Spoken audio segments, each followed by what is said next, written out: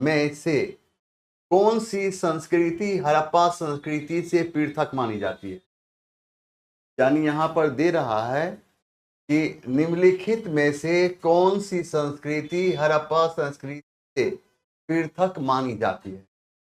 और यहाँ पर चार है: मालवा संस्कृति, जोड़वे संस्कृति, कैरिक मृदभान संस्कृति, और एक ऑप्शन है उपर्युक्त में से कोई नहीं, उपर्युक्त में से एक से अधिक। यहाँ पर आपको चुनना है, यहाँ पर चुनना है मालवा संस्कृति। यहाँ से मालवा संस्कृति की बात करते हैं तो यह मध्य भारत के मालवा में स्थित है, और मालवा संस्कृति में लोगों के आर्थिक जीवन का मुख्य आधार कृषि था, जबकि सिंधु सभ्यता काल में लोगों के आर्थिक जीवन का मुख्य आधार व्यापार थी। तो याद आपसे यहाँ पर यह पूछा जाएगा कि मालवा संस्कृति मध्य भारत के कहाँ, मध्य भारत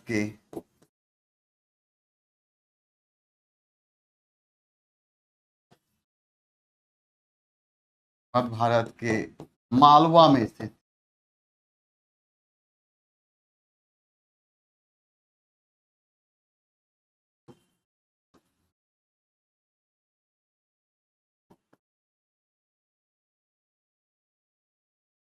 आजीविका का आधार कृषि थी, आधार कृषि थी। जोड़वे संस्कृति कहाँ पर था? ये कहाँ पर? महाराष्ट्र में। जोड़वे संस्कृति कहाँ? महाराष्ट्र में। कैरिक मृदभान संस्कृति क्या है? कैरिक मृदभान क्या है? कैरिक मृदभान क्या है? मिट्टी का बर्तन। क्या है? मिट्टी का बर्तन। ये कहाँ प्रचलन में थी? गंगा घाटी क्षेत्रों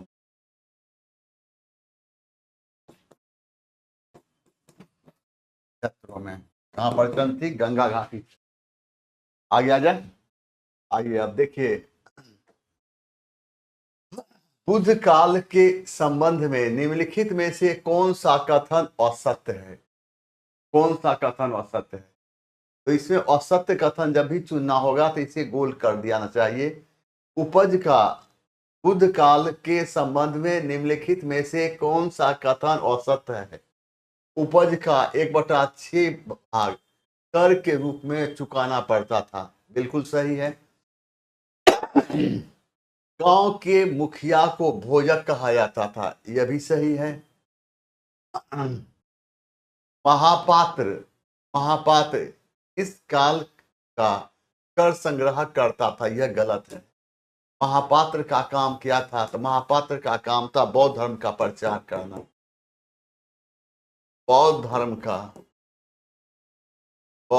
का प्रचार करना। इसमें पूछ रहा है कि निम्नलिखित में कौन सा असत्य है, तो इसका सही आंसर सी। आगे बढ़े, कहीं दिक्कत हो रही है? दिक्कत हो रही तो बताना है। अनिकेत कुमार 23 से। यहां देखिए, सातवाहन राज्य के उदय में सहायक परिस्थितियों के संबंध में निम्नलिखित पर विचार कीजिए। तो देखिए यहाँ पर लोहे के फाल का प्रयोग, धान रोपण विधि, लेखन कला, नगरीकरण। तो इसका सही आंसर 1, 2, 3, 4 होगा, और इसका सही आंसर बी है। सातवाहनों की जब हम बात करते हैं तो हम देखते क्या है कि पहले महाराष्ट्र, सातवाहन लोगों का मूल निवास स्थान महाराष्ट्र था। महाराष्ट्र के धरती पर शक द्वारा पराजित होने के बाद ये आंध्र प्रदेश में आकर बस गए, इसलिए इन्हें आंध्र सातवाहन कहा गया। सातवाहनों का समाज मातृ सत्तात्मक थी। इसका अर्थ होता है समाज में महिलाओं की प्रधानता थी। सातवाहन लोगों ने ही भारत में सर्वप्रथम भूमि दान में देने की परंपरा प्रारंभ की थी, लेकिन भारत में सबसे अधिक भूमि ब्राह्मणों एवं मंदिरों को गुप्त काल में दान में दी गई थी। सातवाहन काल में ही सर्वप्रथम शीशे का सिक्का चला गया था। आपसे प्रश्न पूछा जाएगा कि सातवाहन लोगों का सातवाहन लोगों का मूल निवास स्थान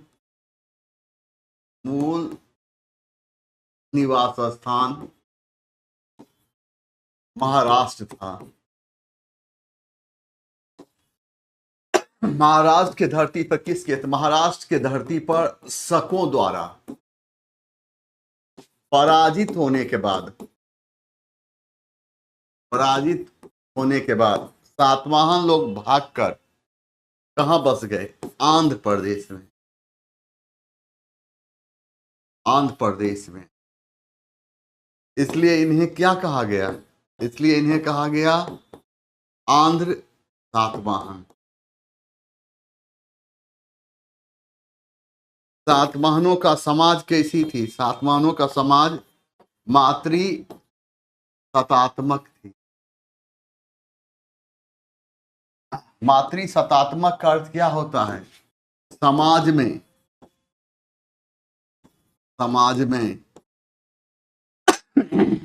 महिलाओं की प्रधानता थी। भारत में सर्वप्रथम भूमि दान में देने की परंपरा किसने प्रारंभ किया था, सातवाहन लोगों ने।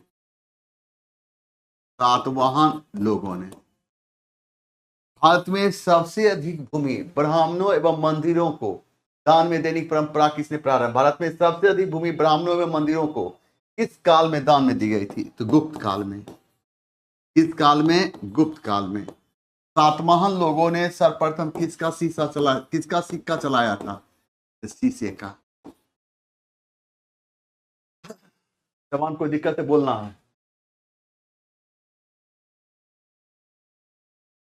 आगे बढ़ जाए, आ जाइए। अब देखिए यहां पर गुप्तकालीन कला के संबंध में निम्नलिखित कथनों पर विचार कीजिए।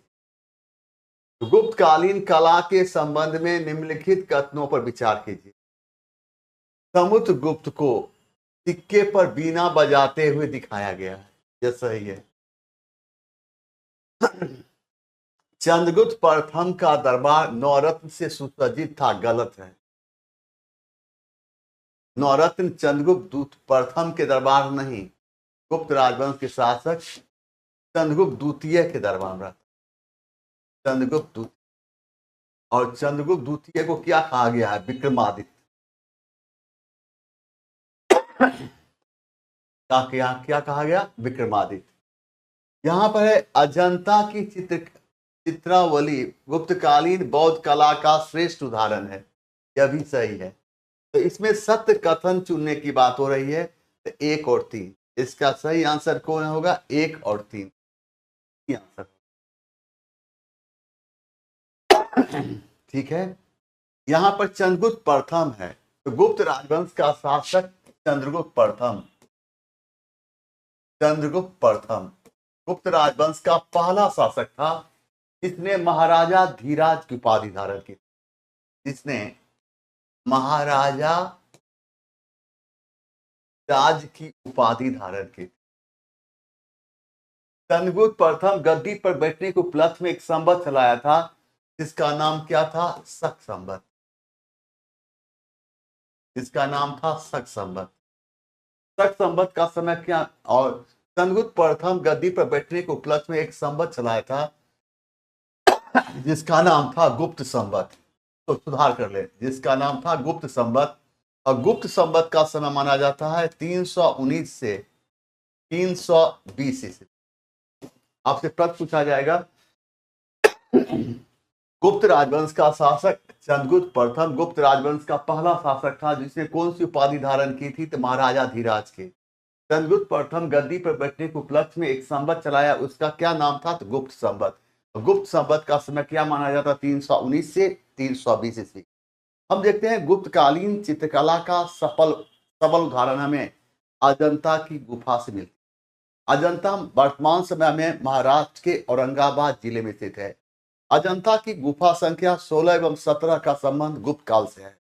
अजंता की गुफा संख्या 16 का संबंध पारनासन राजकुमारी से है। तो 17 का संबंध महात्मा बुद्ध के पूर्व जन्म की घटना से है। अजंता की चित्रकारिता का विषय वस्तु जातक कथा से लिया गया है। जातक कथा एक बौद्ध ग्रंथ है। इसमें महात्मा बुद्ध के पूर्व जन्म की घटना के विषय में जानकारी मिलती है। आपसे प्रश्न पूछा जाएगा, अजंता कहाँ है? अजंता वर्तमान समय में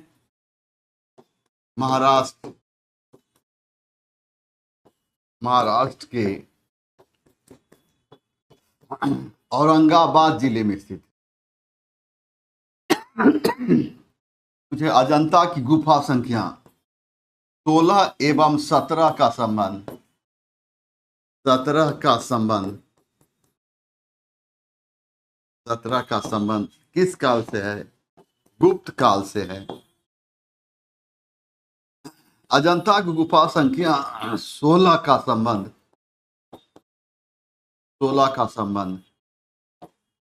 किससे है? मरणासन राजकुमारी से।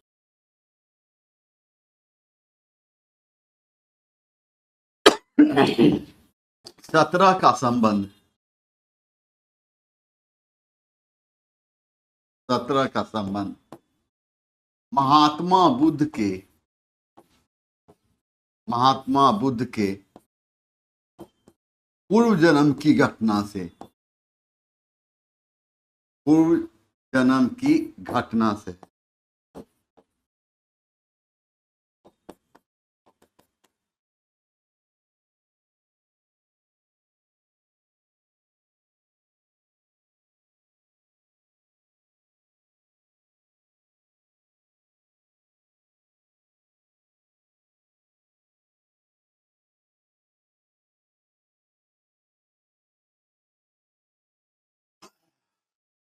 आगे बढ़ जाए। आइए यहाँ पर पांड्य राज्य के संबंध में निम्नलिखित कथनों पर विचार कीजिए।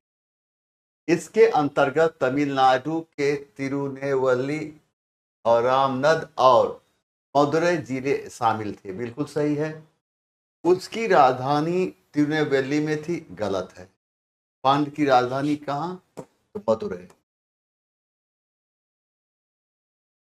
मदुरै में स्थित। पांड्य राजाओं ने अगस्त के दरबार में अपना राजदूत भेजा था। यह सही। अगस्त कौन था? रोम राजा था।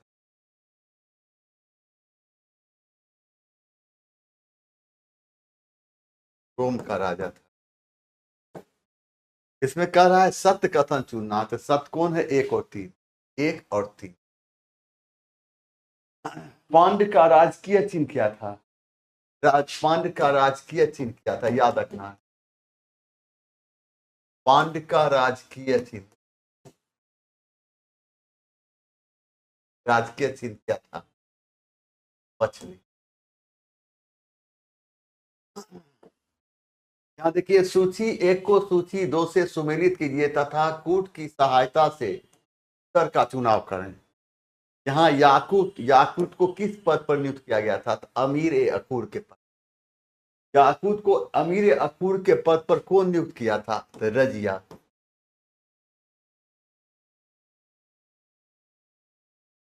और अमीर ए अकूर के पद का संबंध किससे था?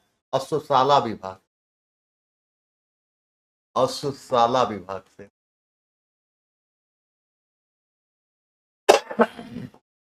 किसको कहते हैं? घुड़सवारी को कहते हैं। अल्तुनिया ये कौन था? तो भटिंडा का गवर्नर था। कौन नियुक्त किया था? रजिया। यहाँ पर देखिए, निजाम उल मुल्क जुनैदी, इसे वजीर के पद पर कौन नियुक्त किया था? इल्तुतमिश नियुक्त किया। बलबन नायब ए ममलिकात, इसके पद पर कौन बलबन को नियुक्त किया था?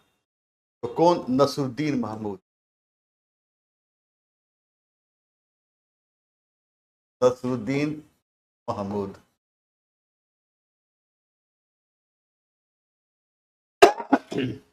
नसरुद्दीन महमूद बलबन का दामाद था।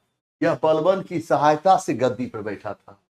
नसरुद्दीन महमूद के समय में बलबन की राजकीय उपाधियां नायब थी।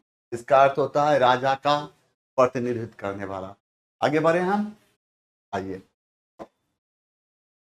नंबर 7 पे देखें, लोधी वंश के संबंध में निम्नलिखित कथनों पर विचार कीजिए। लोधी वंश की स्थापना बहलोल लोधी ने की थी, ये सही है। लोधी वंश का शासनकाल 1451 ईस्वी से 1526, यह भी सही है। बहलोल लोधी का शासनकाल 1451 से 1498 ईस्वी तक था, यह गलत है।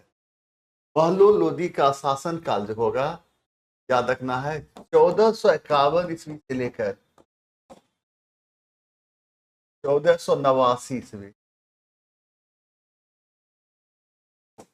1489। तो यहां पर सत्य कथन चुनना है, तो सत्य कथन 1 और 3, 1 और 2 होगा। कौन में है 1 और 2? याद रखना है, लोधी राजवंश की स्थापना बहलोल लोधी ने किया था। और बहलोल लोधी राजवंश की स्थापना बहलोल लोधी ने किया था। बहलोल लोधी ऐसा शासक था जो सिंहासन पर नहीं बैठकर अपने सरदारों के साथ नीचे पर दरी पर बैठता था। बहलोल लोधी अपने नाम पर एक सिक्का चलाया जिसका नाम था बहलोली सिक्का।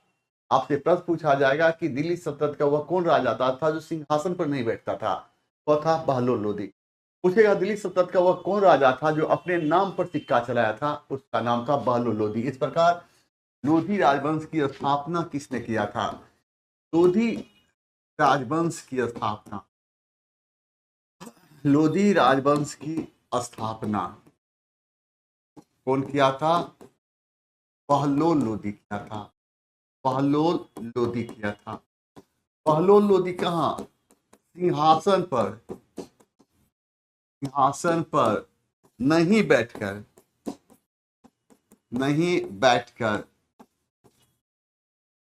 अपने सरदारों के साथ नीचे दरी पर बैठता था।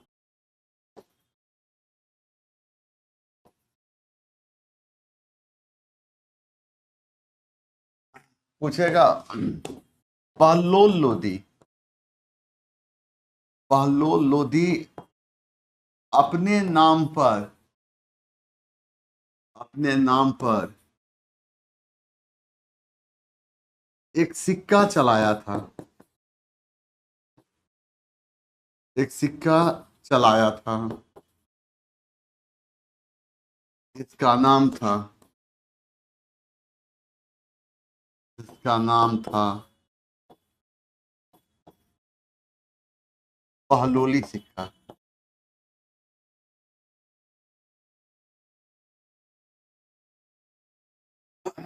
आइए,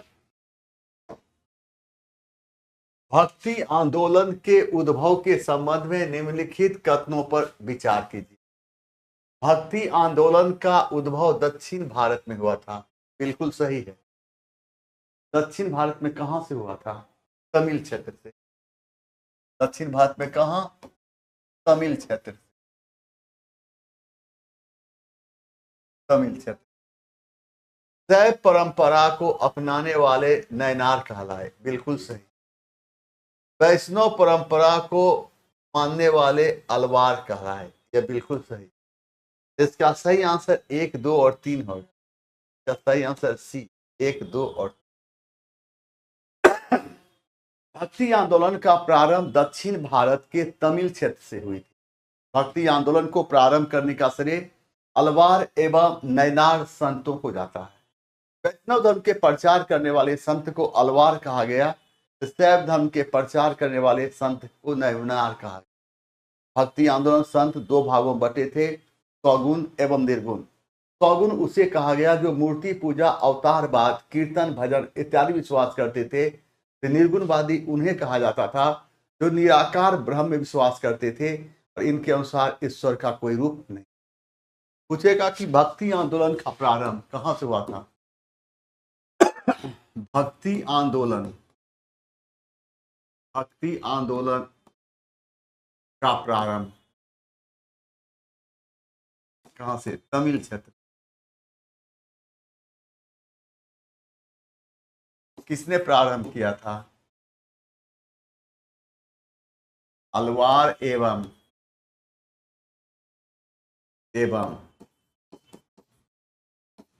नैनार संतों ने। वैष्णव धर्म के प्रचार करने वाले संत को कहा गया? अलवार। और शैव धर्म के प्रचार करने वाले संत को क्या कहा गया? नैनार। भक्ति आंदोलन संत कितने भागों बटे थे? भक्ति आंदोलन संत 2 भागों में बटे थे, स्वगुण एवं निर्गुण।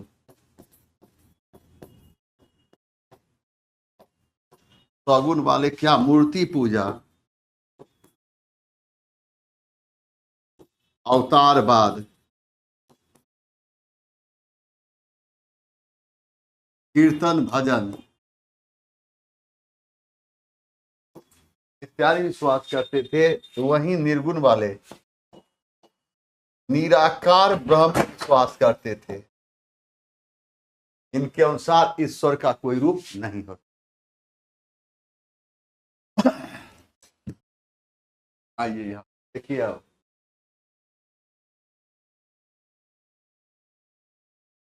बाबर के भारत पर आक्रमण करने के पीछे क्या कारण थे? वह स्वयं को भारत के क्षेत्रों का वाजिब हकदार समझता था। उसने उसने सुन रखा था कि भारत सोने चांदी का देश है। वह तैमूर के भारत आक्रमण से प्रभावित था। यह भी सही। उपर्युक्त में से एक से अधिक, इसका सही आंसर डी होगा। उपर्युक्त में से एक। याद रखना है, बाबर का जन्म पूछता है। बाबर का जन्म 14 फरवरी 1483 ईस्वी को मध्य एशिया के फरगना में हुई। बाबर के पिता का नाम उमर शेख मिर्जा था, तो माता का नाम कुतलुक निगार खानम थी। बाबर अपने पिता की मृत्यु के बाद 8 जून 1494 ईस्वी को फरगना की गद्दी में बैठा था। बाबर के भारत पर आक्रमण करने का मुख्य कारण माना जाता है भारत का राजनीतिक रूप से कमजोर होना एवं भारत की आर्थिक संपन्नता। आपसे प्रश्न पूछा जाएगा कि बाबर का जन्म कब हुआ था? बाबर का जन्म 14 फरवरी 1483। कहा? मध्य एशिया में फरगना। बाबर के पिता का नाम क्या था? तो उमर शेख मिर्जा।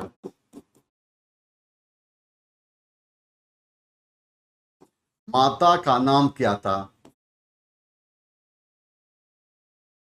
कुतलुग निगार खानम। बाबर अपने पिता की मृत्यु के बाद 8 जून 1494 ईस्वी को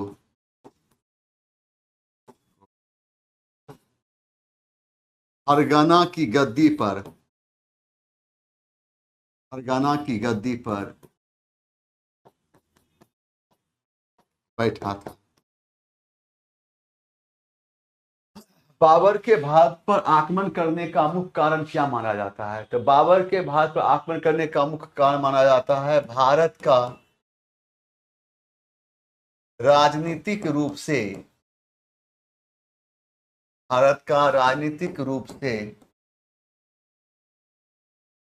कमजोर होना एवं भारत की आर्थिक संपन्नता।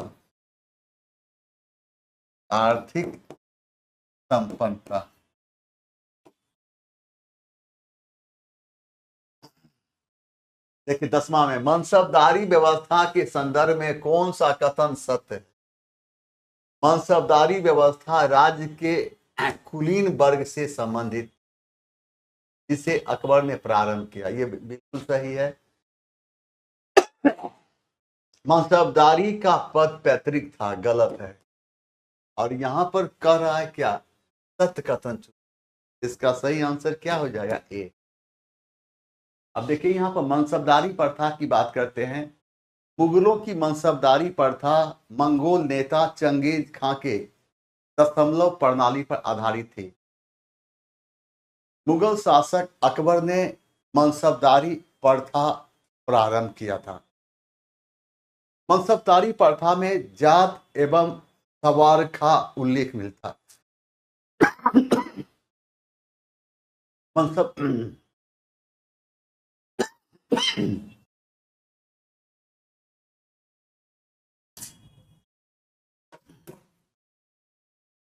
मनसबदारी प्रथा में जात एवं सवार का उल्लेख मिलता है।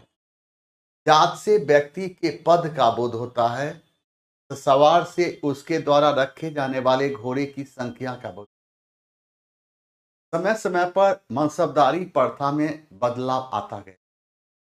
जहांगीर के शासनकाल में मनसबदारी प्रथा में 2 अस्पा एवं सिंह अस्पा प्रारंभ किया। 2 अस्पा का अर्थ होता है 2 घोड़ा, सिंह अस्पा का अर्थ होता है 2 से अधिक यानी 3। आपसे यहाँ प्रश्न पूछा जाएगा, मुगलों की मनसबदारी प्रथा, मुगलों की मनसबदारी प्रथा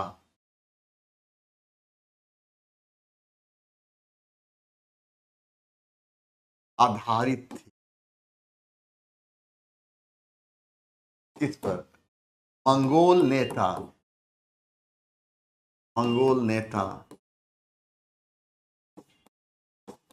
चंगेज खां के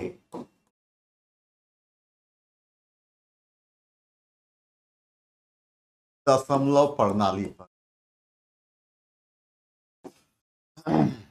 मनसबदारी प्रथा में किसका उल्लेख मिलता है? जात एवं सवार का। जात से व्यक्ति के पद का बोध होता है, सवार से उसके द्वारा रखे जाने वाले घोड़े की संख्या का बोध होता है। जहांगीर ने मनसबदारी प्रथा में 2 अस्पा एवं सिंह अस्पा प्रारंभ किया था। 2 अस्पा से किसका बोध होता है? 2 अस्पा से 2 घोड़े का बोध होता है। 2 अस्पा से 2 घोड़े का बोध होता है।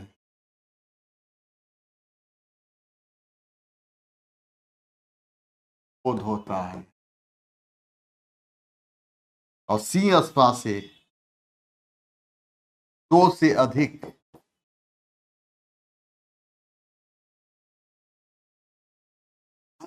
3 घोड़े का बोध होता है।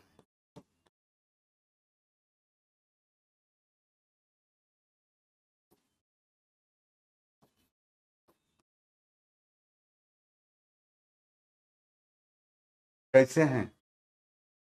कैसी तबीयत है आपकी? यहाँ देखें, मुगल साम्राज्य के पतन में महत्वपूर्ण भूमिका निभाने वाले जागीर के संबंध में निम्नलिखित कथनों पर विचार कीजिए। देखें, औरंगजेब के काल में जागीर की समस्या विकराल हो गई थी। यह सही है। औरंगजेब की दक्कन विजय ने जागीर की समस्या को समाप्त कर दिया। गलत है, समाप्त नहीं कर दिया, समस्या और बढ़ा दिया। समस्या और बढ़ा दिया।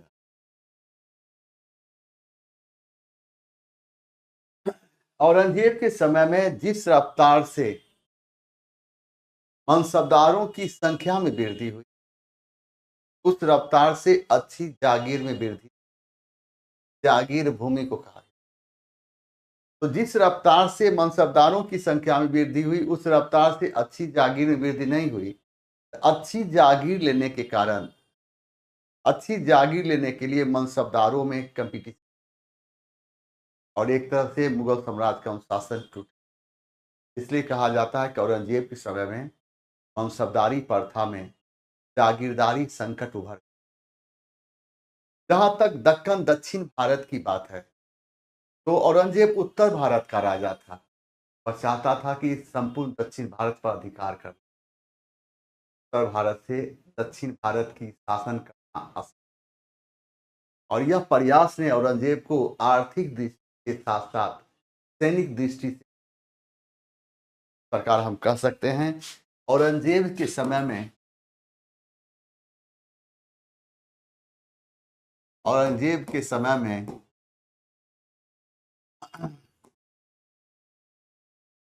में मनसबदारी प्रथा में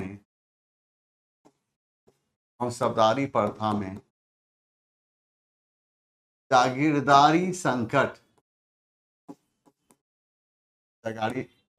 संकट उभर कर सामने आया। देखें यहां पर औरंगजेब के समय में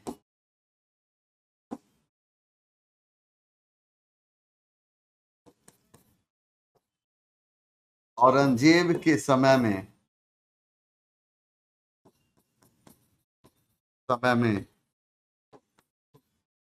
1686 ईस्वी में बीजापुर एवं 1687 ईस्वी में गोलकुंडा जैसे राज्य को जीतकर गोलकुंडा जैसे राज्य को जीतकर मुगल साम्राज्य में शामिल किया गया था। मुगल साम्राज्य में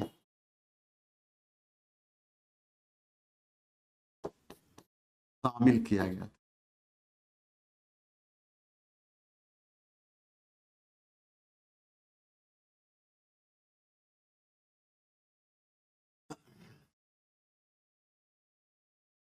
आगे बढ़े, यहां देखें किसके नेतृत्व में अंग्रेजों ने सिंध का अधिकरण किया? चार्ल्स ने। और सिंध पर कब अधिकार किया? 1843। लॉर्ड मेयो की बात करते हैं। लॉर्ड मेयो के समय में भारत में सर्वप्रथम 1872 ईस्वी में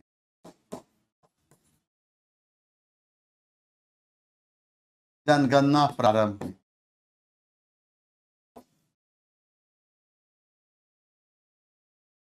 हड़प्पा के बारे में सर्वप्रथम जानकारी, हड़प्पा के बारे में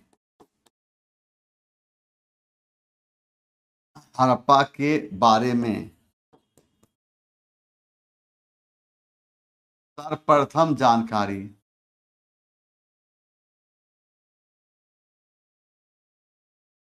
1826 ईस्वी में चार्ल्स मेंसर ने दिया था। चार्ल्स मेंसर ने दिया था।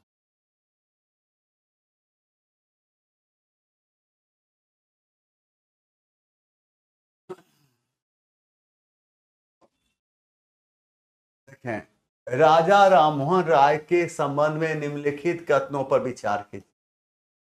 ये 19वीं सदी के पूर्वार्ध में सामाजिक एवं सांस्कृतिक जागरण के प्रमुख नेता थे। बिल्कुल देखिए, राजा राममोहन राय संस्कृत, फारसी, अरबी, अंग्रेजी तथा फ्रांसीसी भाषा जानते थे। सही है। 1809 ईस्वी में इन्होंने फारसी में अपनी प्रसिद्ध पुस्तक एकेश्वरवादियों को उपहार लिखी। सही है। क्या सही आंसर 1, 2 और 3? 1, 2, 3 किस में है? सी। राजा राममोहन राय को उत्तराधिकार के रूप में राजा राममोहन राय का जन्म 1772 ईस्वी में बंगाल के राधा नगर में हुआ। राजा राममोहन राय को उत्तराधिकार के रूप में राय की उपाधि दी गई थी। तो राजा राममोहन राय को राजा की उपाधि मुगल बादशाह अकबर द्वितीय ने दिया। मुगल बादशाह अकबर द्वितीय अंतिम मुगल बादशाह बहादुर शाह जफर का पिता था। राजा राममोहन राय को बचपन से इंग्लिश में काफी रुचि थी। राजा राममोहन राय को इंग्लिश अंग्रेज दिग्विजय महोदय ने सिखाया था। राजा राममोहन राय ने अरबी एवं फारसी की शिक्षा पटना से प्राप्त की, वहीं संस्कृत की शिक्षा वाराणसी से प्राप्त की थी। राजा राममोहन राय के सहयोगी का नाम डेविड हेयर था। राजा राममोहन राय अपने सहयोगी डेविड हेयर की सहायता से कलकत्ता में हिंदू कॉलेज की स्थापना की। आपसे प्रश्न पूछा जाएगा कि राजा राममोहन राय का जन्म कब हुआ था। राजा राममोहन राय का जन्म 1772 ईस्वी बंगाल के राधा नगर में हुआ। राजा राममोहन राय को उत्तराधिकार के रूप में राय की उपाधि दी गई थी। तो राजा राममोहन राय को राजा की उपाधि मुगल बादशाह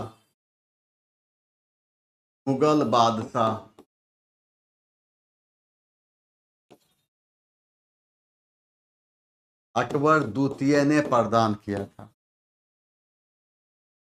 मुगल बादशाह अकबर द्वितीय अंतिम मुगल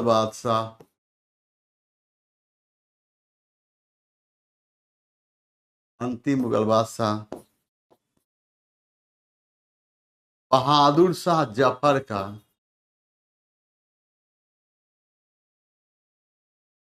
का पिता था।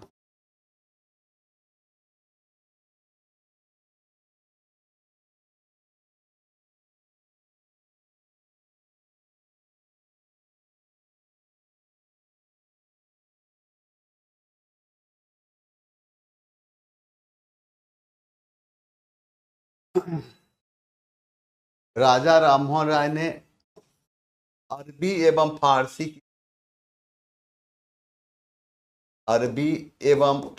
की शिक्षा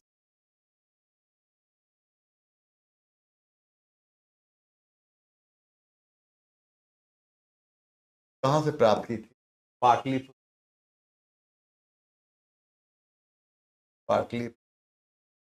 वहीं संस्कृत की शिक्षा कहां से प्राप्त की थी? तो संस्कृत की शिक्षा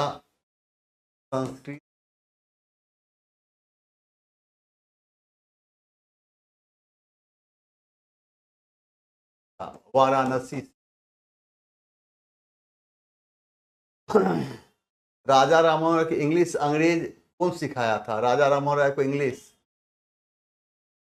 राजा राममोहन राय को इंग्लिश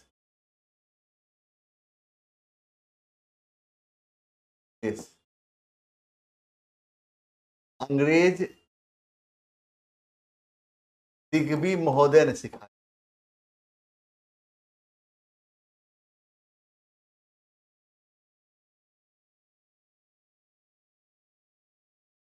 अंग्रेज दिग्विजय महोदय ने सिखाया।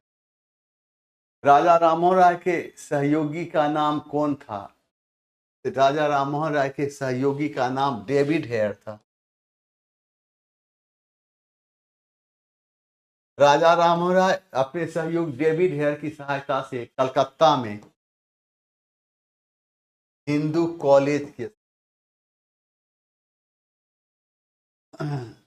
डलहौजी के कुछ उपायों ने भारत में गंभीर असंतोष उत्पन्न किया, जो 1857 के विद्रोह के लिए उत्तरदायी थे। निम्न में से कौन सा एक उपाय उनमें से नहीं था? राज्य हड़प नीति हड़प नीति का सिद्धांत यह सही है। धर्म और जाति संबंधित नुकसान का डर यह भी सही है। और ये शिक्षा सुधार ये गलत है। और यहाँ पर कर रहा है क्या, उनमें से नहीं था, इसलिए इसका सही आंसर सी। लॉर्ड डलहौजी के समय में हम क्या देखते हैं? लॉर्ड डलहौजी के समय की जब हम बात करते हैं, लॉर्ड डलहौजी के समय में सर्वप्रथम 1848 17 1853 ईस्वी में झांसी, 1854 ईस्वी में नागपुर जैसे राज्य को अंग्रेजी राज्य में लाया गया। लॉर्ड डलहौजी के समय में 1856 ईस्वी में अवध जैसे राज्य को, अवध जैसे राज्य को कुशासन के आधार पर, शासन के आधार पर अंग्रेजी राज्य में लाया गया।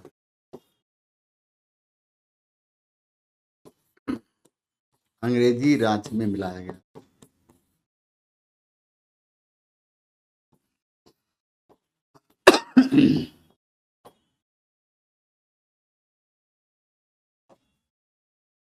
नंबर 15 में आइए।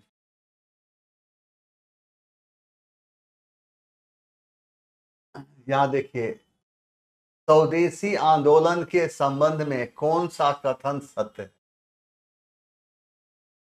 स्वदेशी आंदोलन के संबंध में कौन सा कथन सत्य है? यह आंदोलन केवल बंगाल तक सीमित, गलत है। इस आंदोलन का प्रसार मुंबई, मद्रास और उत्तर भारत तक हुआ था। बिल्कुल। तो यहां पर क्या पूछ रहा है? सत्य कथन चुनने जा रहा है। सत्य कौन होगा? दो। स्वदेशी आंदोलन की बात करते हैं। लॉर्ड कर्जन के समय में, लॉर्ड कर्जन के समय में 19 जुलाई 1905 ईस्वी बंगाल विभाजन की घोषणा की गई।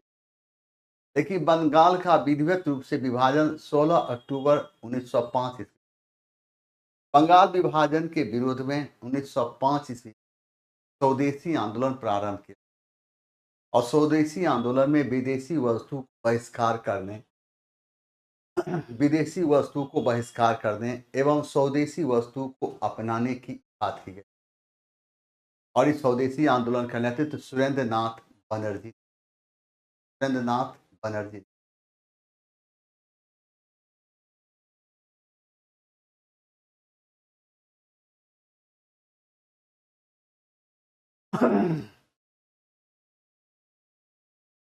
आइए यहाँ पर, अब देखिए यहाँ पर लॉर्ड कर्जन के समय में क्या हुआ था।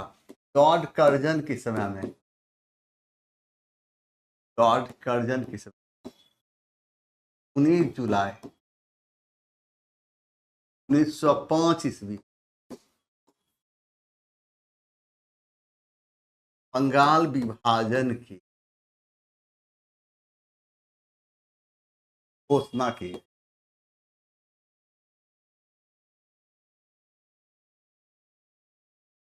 बंगाल का विधिवत रूप से विभाजन कब हुआ था? 16 अक्टूबर 1905 ईस्वी। बंगाल विभाजन के विरोध में कौन सा आंदोलन चलाया गया था? स्वदेशी आंदोलन।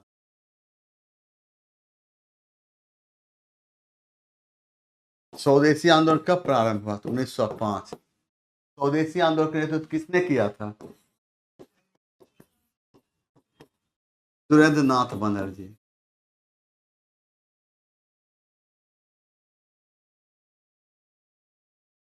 सुरेंद्र नाथ बनर्जी।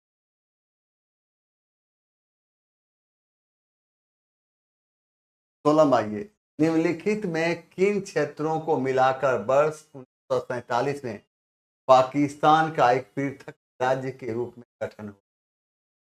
और इसका सही है पश्चिमी पंजाब, पूर्वी बंगाल, सिंध और पश्चिम उत्तर सीमा प्रांत, उपरयुक्त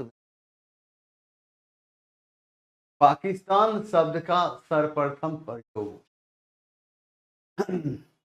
पाकिस्तान की बात जब हम करते हैं तो फिर हम देखते क्या है कि पाकिस्तान शब्द का सर्वप्रथम प्रयोग कैम्ब्रिज विश्वविद्यालय के छात्र चौधरी रहमत अली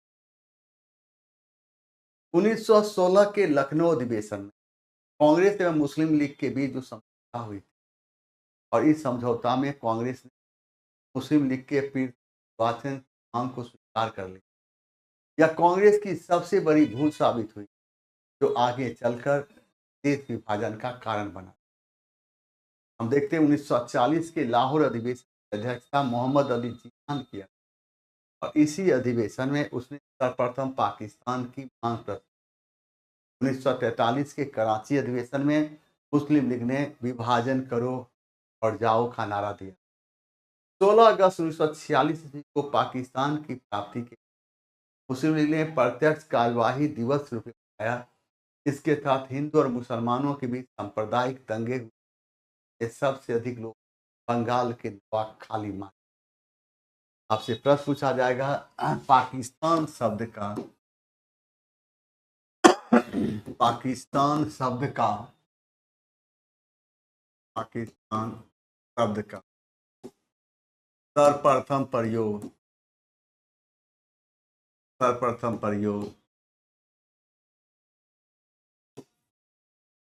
चौधरी रहमत अली ने किया।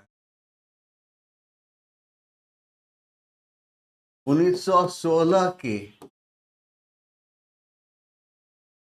लखनऊ अधिवेशन में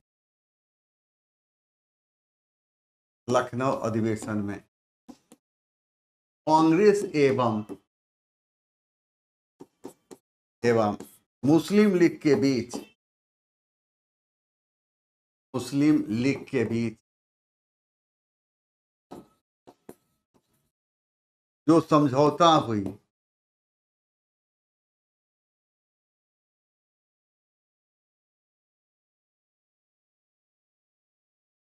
उसे हम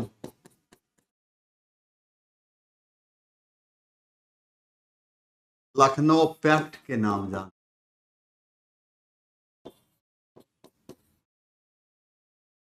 से जानते हैं।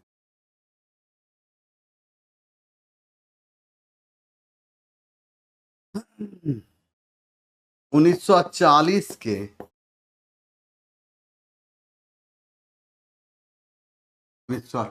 के लाहौर अधिवेशन की अध्यक्षता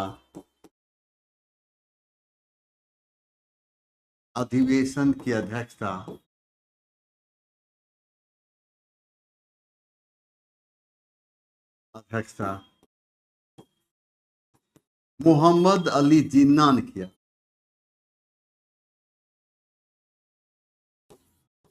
ने किया था। इसी अधिवेशन में उसने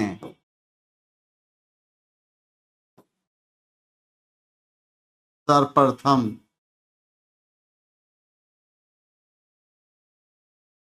पाकिस्तान की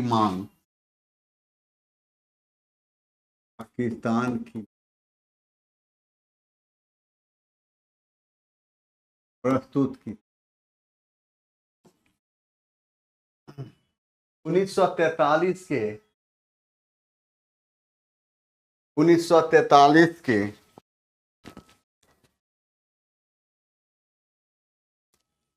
1943 के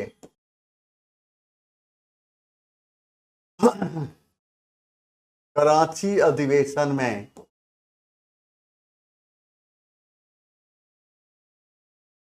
मुस्लिम लीग ने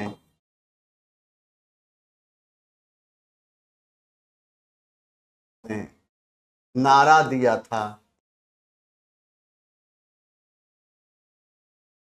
विभाजन करो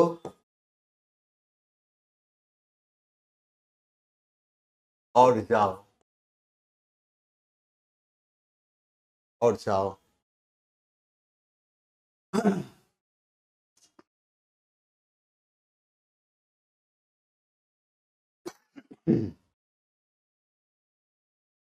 देखें 16 अगस्त 1946 ईस्वी को, 16 अगस्त 1946 ईस्वी पाकिस्तान की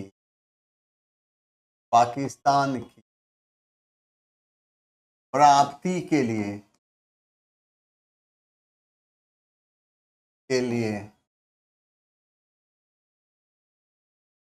मुस्लिम लीग ने प्रत्यक्ष कार्यवाही दिवस के रूप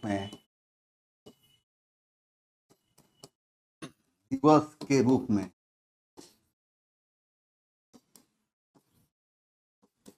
मनाया था। इसके तहत हिंदू एवं मुसलमानों के बीच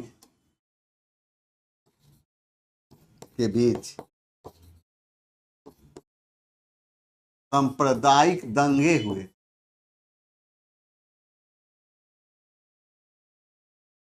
हुए थे। इसमें सबसे अधिक लोग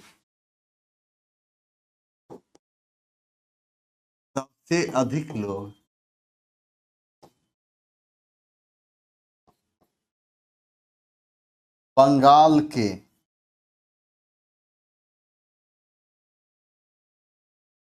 नोआखाली में मारे गए थे।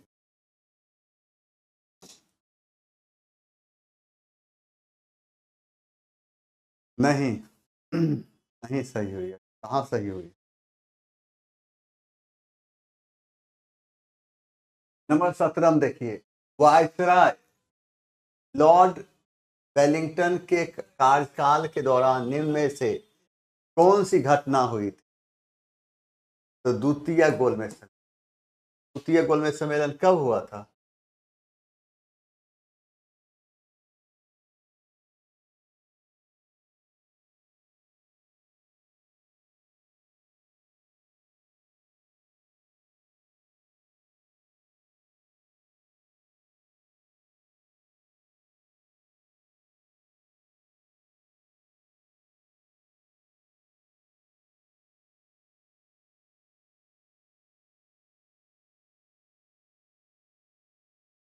क्रिप्स मिशन कब हुआ था, आया था?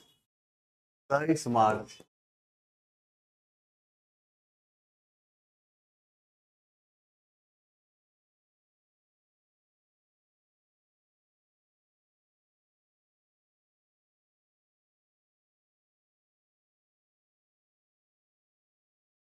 तेईस मार्च 1942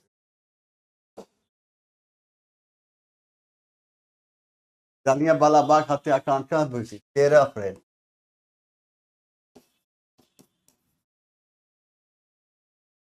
उन्नीस सौ 19।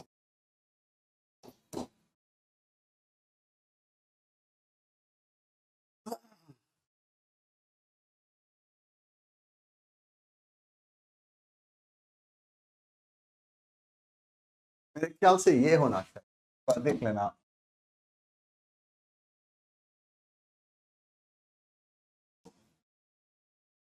ये होना चाहिए, ये इसलिए होना चाहिए कि प्रथम गोलमेज सम्मेलन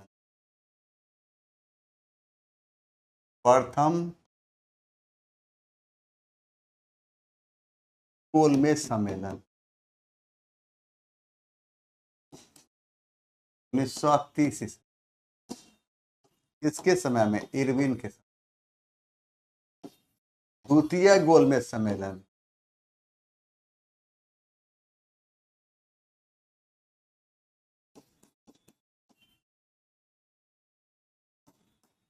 1931 ईस्वी, किसके समय में? इरविन के समय। तृतीय गोलमेज सम्मेलन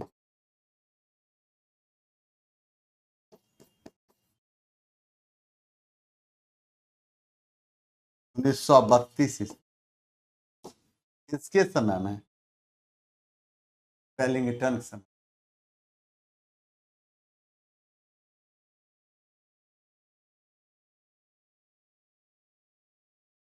लॉर्ड वेलिंगटन के समय।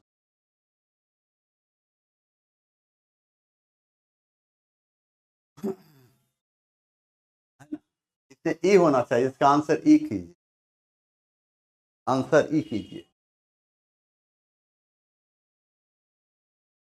आंसर ई कीजिए।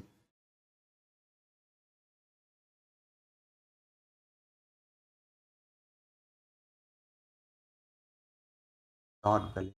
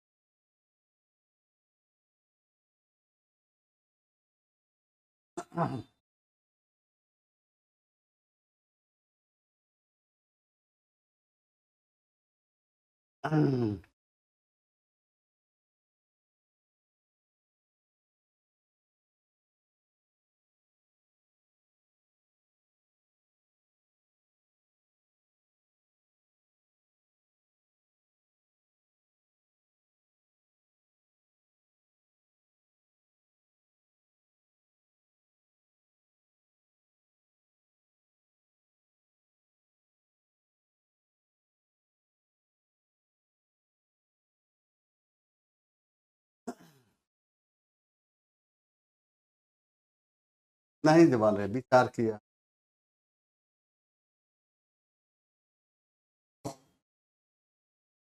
नहीं, यही होगा द्वितीय गोलमेज संधि। इसमें इरविन चला गया था। प्रथम जो है 1930 में इरविन के समय में हुआ था, ठीक है। और अब आगे आ जाइए।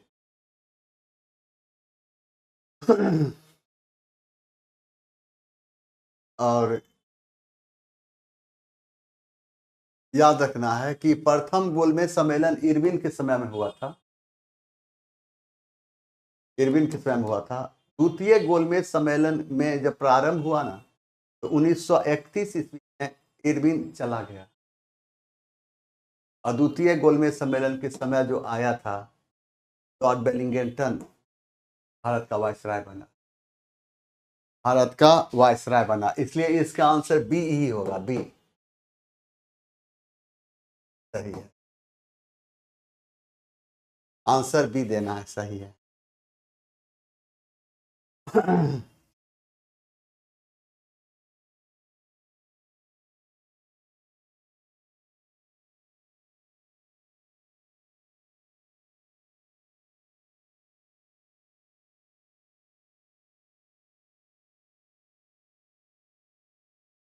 बी सही, बी होगा।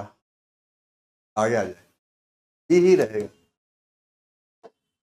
देखिए 18 में, इस समय भारत की प्रथम और अंतिम आवश्यकता यह है कि उसे एक राष्ट्र बनाया जाए।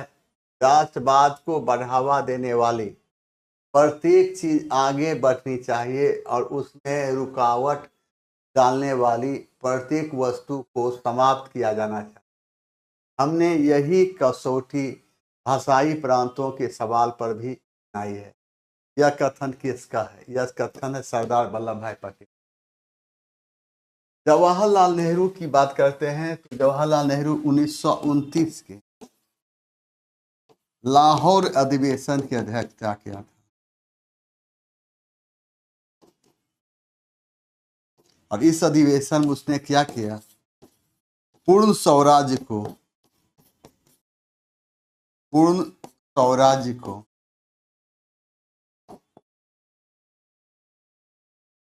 अपना लक्ष्य बनाया। 1924 के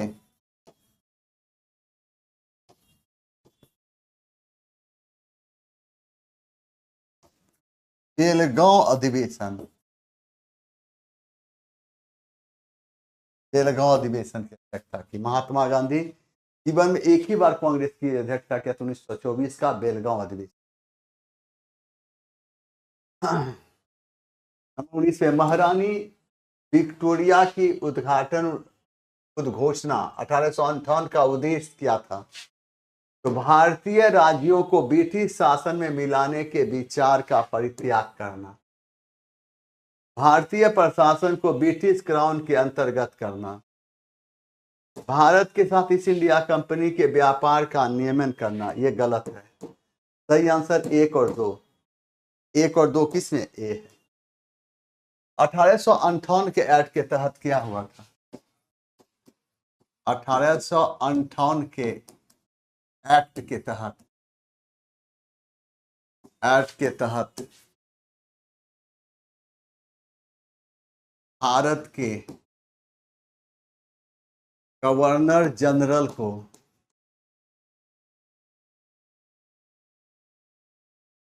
भारत का वायसराय कहा जाने लगा।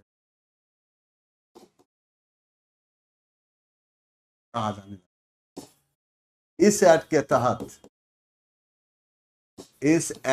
तहत लॉर्ड डलहौजी द्वारा अपनाए गए राज्य हड़प नीति को त्याग दिया।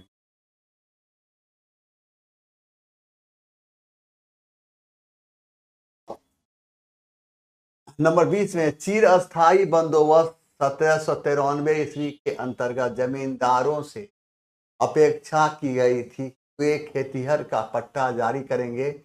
अनेक जमींदारों ने पट्टे जारी नहीं किए। इसका कारण क्या था? जमींदारों के ऊपर सरकार का नियंत्रण नहीं। अब है कि अस्थाई बंदोबस्ती प्रथा का प्रारंभ किया गया। अस्थाई बंदोबस्ती प्रथा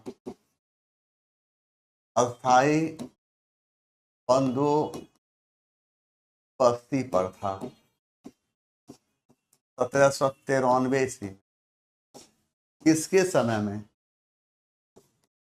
लॉर्ड कॉर्नवालिस के समय। इसके तहत जमीन का मालिक किसको माना गया? जमींदार को माना गया। जमीन का मालिक किसको माना गया? जमींदार को माना। अस्थाई बंदोबस्ती प्रथा को हम क्या कहते हैं? जमींदारी प्रथा एवं सूर्यास्त कानून के नाम से भी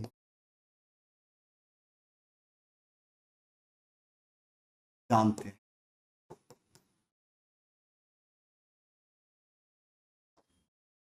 नंबर 21 में आइए। भारतीय स्वाधीनता संघर्ष के संदर्भ में निम्नलिखित में से कौन सा कथन सही नहीं?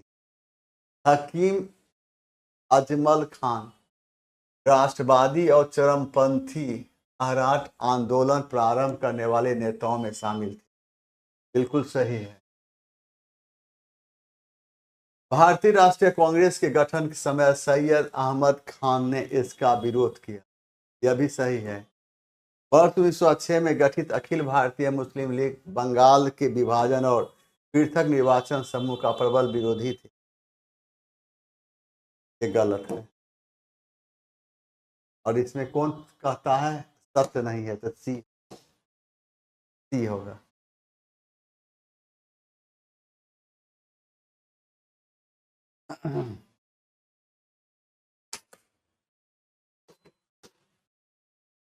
अब देखिए यहाँ के बिहार में चिरांद यानी सारण, चेचर, वैशाली से किस युग के अवशेष प्राप्त हुए? इस युग उपरोक्त में से कोई नहीं। और ये अवशेष कहाँ प्राप्त हुए? नवपाषाण कालीन।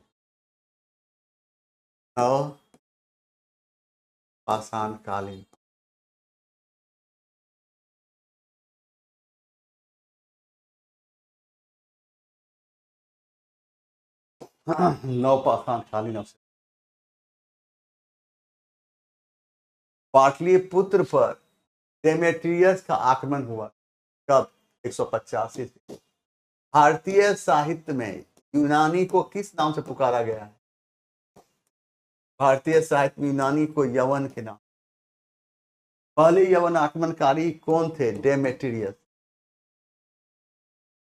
पहले यवन आक्रमणकारी के रूप में किसकी पहचान की गई है? डेमेट्रियस की। और दूसरे यवन आक्रमणकारी के रूप में किसकी पहचान की गई? मिनांडर की। और मिनांडर को बौद्ध धर्म में शामिल करने का श्रेय किस बौद्ध भिक्षु को जाता है? बौद्ध भिक्षु नागसेन। बौद्ध भिक्षु नागसेन ने किस भाषा में? तो पाली भाषा में कौन सी पुस्तक की रचना की थी? मिलिंद पन्हो।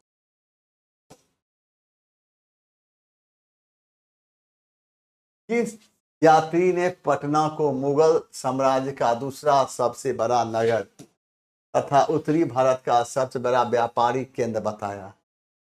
और इसका सही आंसर क्या होगा? उपर्युक्त में से कोई नहीं। टेवरनियर। टेवरनियर। टेवरनियर कहाँ का था? फ्रांस का।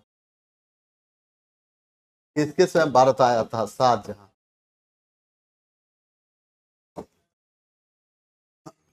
पीटर मुंडी कौन था? ब्रिटेन का था। किसके समय में आया था Bharat? Shahjahan. John martial.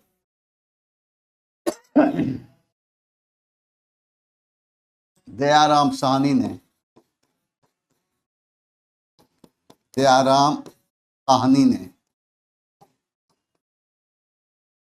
John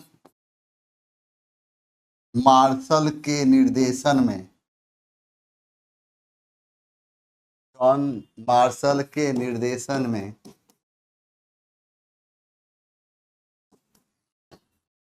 Harappa का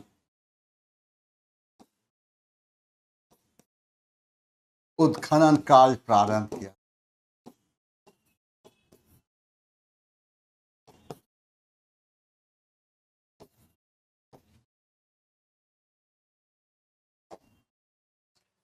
पच्चीस में आ जाइए। ब्रिटेन के राजा ने 1765 में एक फरमान द्वारा बंगाल, बिहार एवं उड़ीसा की दीवानी ईस्ट इंडिया कंपनी को कितने रुपये में थी? 26 लाख। इलाहाबाद की पहली संधि कब हुई थी? इलाहाबाद पहली संधि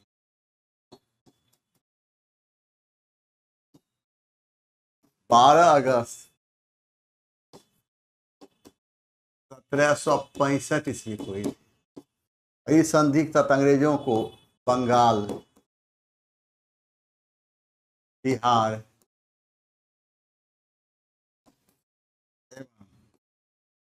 उड़ीसा के दीवानी का अधिकार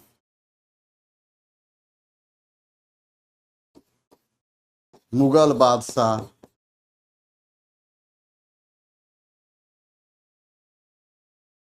शाह आलम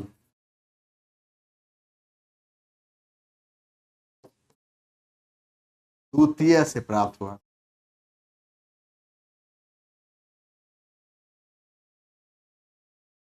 इलाहाबाद की दूसरी संधि कब हुई थी?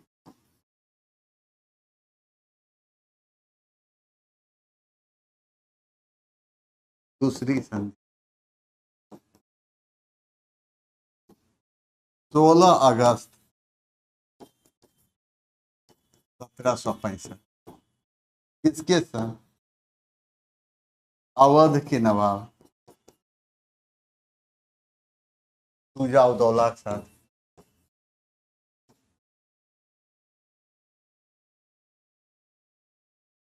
शुजा-उद-दौला के साथ। आइए 1857 के क्रांति दौरान बिहार में क्रांतिकारियों के नेता कौन थे? तो बाबू वीर कुंवर सिंह। बाबू वीर कुंवर सिंह ने विद्रोह का नेतृत्व कब किया था? 27 जुलाई 1857।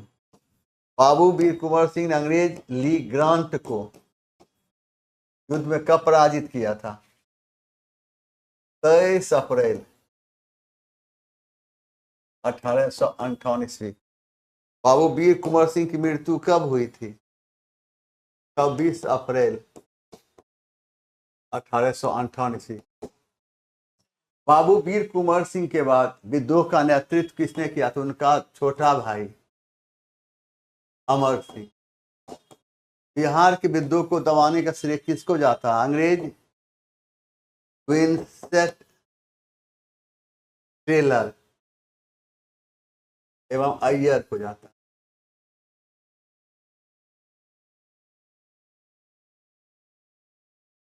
मुंडा विद्रोह का समय क्या है? 1899 से 1900।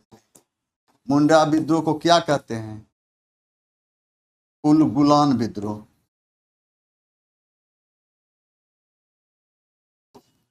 इस विद्रोह को नेतृत्व किसने किया था?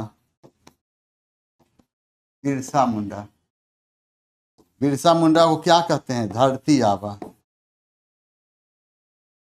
धरती आबा के नाम से।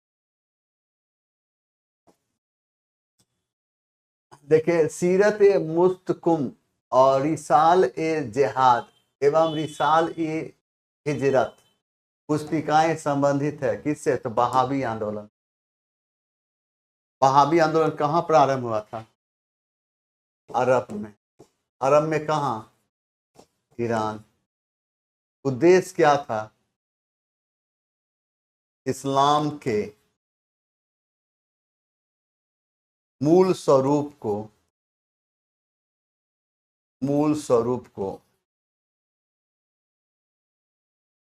बहाल करना।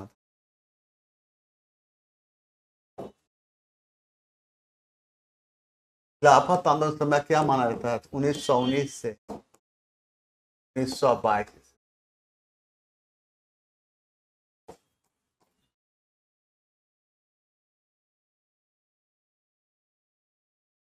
अच्छा आ जाए। अंग्रेजों द्वारा जब्त चंपारण की प्रथा पर अत्याचार पुस्तिका किसके द्वारा लिखा गया था? पीर मोहम्मद द्वारा। राजकुमार शुक्ल के बुलाने पर गांधी जी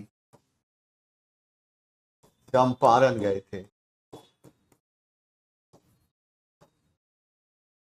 महात्मा गांधी की बात करते हैं तो दक्षिण अफ्रीका कब गए थे? 1893 से। दक्षिण अफ्रीका में से भारत कब आए थे? 1915 से।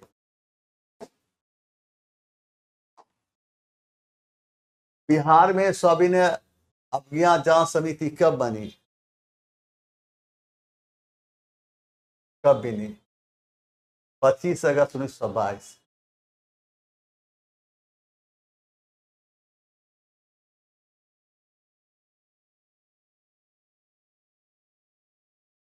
सविनय अवज्ञा आंदोलन के समय बच्चों ने किस सेना का गठन किया था? तो बानर सेना। सविनय अवज्ञा आंदोलन समय बच्चों ने बानर सेना का गठन किया। लड़कियों ने किस सेना का गठन की? मंजरी सेना। भारत के उत्तर पश्चिमी सीमा प्रांत में कौन? खान अब्दुल गफ्फार खान ने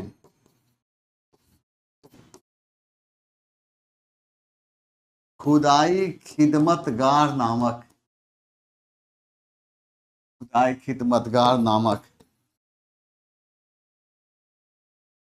संगठन की स्थापना की।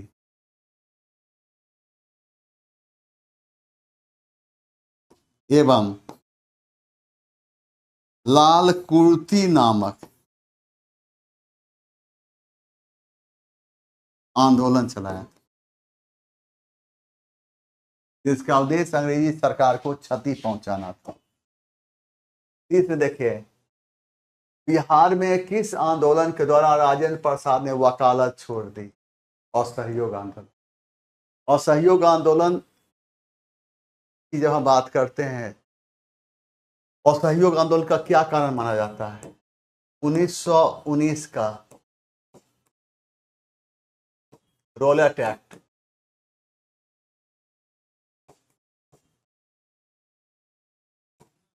जालियांवाला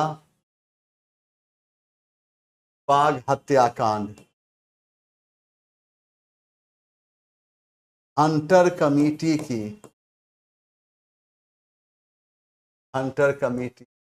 रिपोर्ट,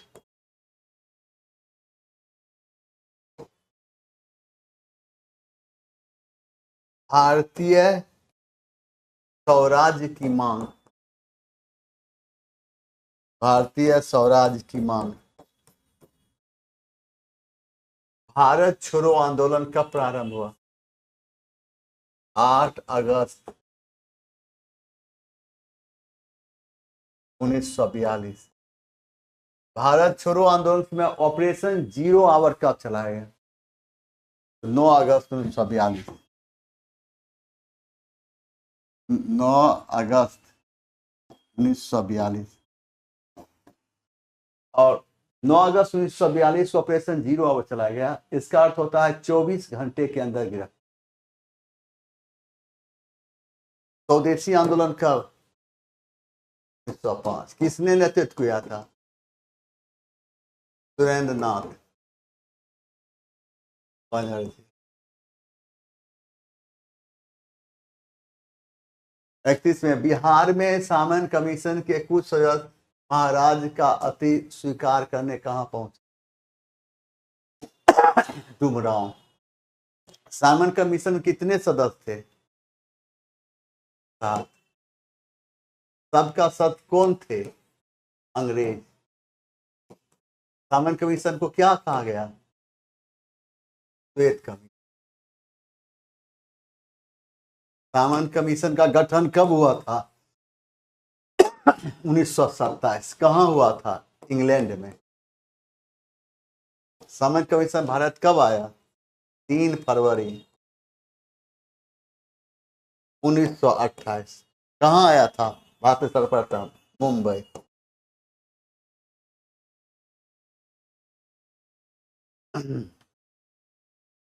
बत्तीस में आए। अमेरिकी स्वतंत्रता संग्राम में किस देश के उपनिवेशों की सहायता की? उपनिवेशों की सहायता 2 देश ने की। कौन कौन? फ्रांस एवं स्पेन, 2 देश ने। अमेरिकी स्वतंत्रता संग्राम का पहला युद्ध कब हुआ था? 18 अप्रैल 1775। अमेरिकी स्वतंत्रता संग्राम की शुरुआत कब हुई थी? 1775 से 1783 का समय। अमेरिकी स्वतंत्रता संग्राम में समय अमेरिका में कितने उपनिवेश थे? 13। 13 उपनिवेश को आजादी की घोषणा कब हुई? 4 जुलाई 1776 ईस्वी। अमेरिकी स्वतंत्रता संग्राम की समाप्ति किस संधि के तहत हुई थी? पेरिस की। पेरिस की। और ये संधि कब हुई थी? 1783। काउंट काबुल को विक्टर सैमुअल ने किस पद पर नियुक्त किया था? प्रधानमंत्री। कहाँ का? इटली के एकीकरण का श्रेय किसको जाता है? मैजिनी। मैजिनी। गैरीवाल्डी एवं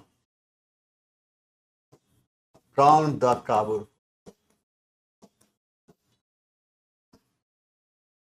यूरोपीय सभ्यता का पालना किसे कहा जाता है? यूनान को।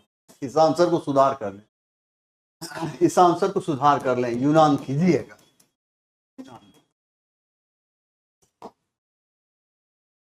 1917 ईस्वी में कौन देश प्रथम विश्व युद्ध से अलग हो गया था? रूस हो गया। प्रथम विश्व युद्ध कब समाप्त शुरू हुआ था? 1 सितंबर 1914। समाप्त कब हुआ था? 2 सितंबर 1918।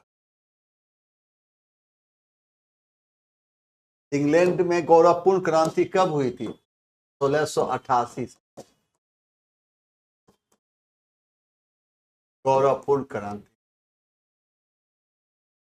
इसे क्या कहते हैं? रक्तहीन क्रांति।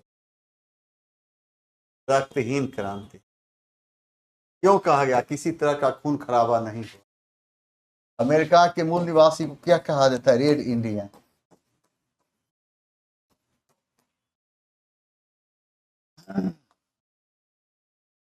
मित्र राष्ट्र में कौन सा राष्ट्र शामिल नहीं था? जर्मनी नहीं। जर्मनी किसका अधूरी राष्ट्र था? प्रथम विश्व युद्ध के समय मित्र राष्ट्रों ने जर्मनी को कौन सी संधि करने के लिए बाध्य किया? वर्साय की संधि। वर्साय की वर्साय की संधि कब हुई थी? 28 जून 1919। 38 में स्टेपलर्स और फूलर्स किसे कहा जाता था? फलर फूल या प्लॉटिंग करके कपड़ा इकट्ठा करता है। स्टेपलर्स स्टेपल या ऊन को उसके फाइबर के अनुसार काटता है। इसका सही आंसर सी होगा। प्रथम डर्बी ने 1709 ईस्वी में किसका आविष्कार किया था? Blast furnace. इसका काम किया था लोहे का गलाना। लोहे को गलाना। लोहे को गलाने का काम करता। निम्न में से कौन संयुक्त राष्ट्र संघ की विशेष एजेंसी है? तो अंतर्राष्ट्रीय न्यायालय। अंतर्राष्ट्रीय न्यायालय में कुल न्यायाधीश कितने हैं? 15। न्यायाधीश का कार्यकाल, प्रति न्यायाधीश का कार्यकाल क्या? 9 साल। अंतर्राष्ट्रीय न्यायालय में न्यूनतम न्यायाधीश कितने हो सकते हैं? 9। अंतर्राष्ट्रीय न्यायालय में एक देश से 2 से अधिक न्यायाधीश नहीं। अंतर्राष्ट्रीय न्यायालय में भारत के पहले न्यायाधीश नागेंद्र सिंह थे।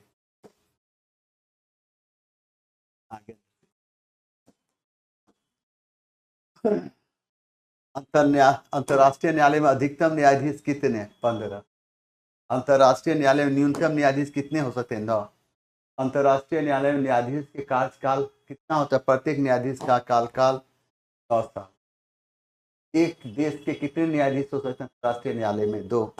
भारत के पहले न्यायाधीश अंतर्राष्ट्रीय न्यायालय में कौन थे? नागेंद्र सिंह। आज यहीं तक देते हैं, तबीयत ठीक नहीं। फिर मिलते हैं कल। अगर किसी तरह का दिक्कत हो